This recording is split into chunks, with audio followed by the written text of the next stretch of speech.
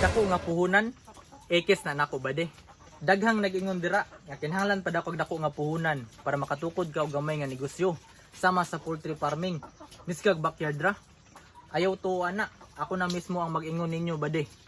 Kay ako gasugod ra ko sa duha ka buk manok before ko nakamanok og inani kadaghan nga manok oh. Duha ka manok bade, which is babae ug lalaki. Ako ang i-breeding. Tanawan ninyo ang resulta. Daghan na kaayo bade ug nakaharvest na sadta og mga itlog. Ug nakaginansya na sadta. Inani kanindot ang ilang itlog bade. Inani kadako, hamis ug presko. Subusa ayaw tuwa ang ilang ginaingon nga kinahanglan pa kadako nga puhunan. Ang tinuod nga puhunan ra gud ana bade. Pugi. Kay kung magpugi ka bade, hinuon dugay nga proseso. Pero sa hinay-hinay makabot nimo imong mga plano.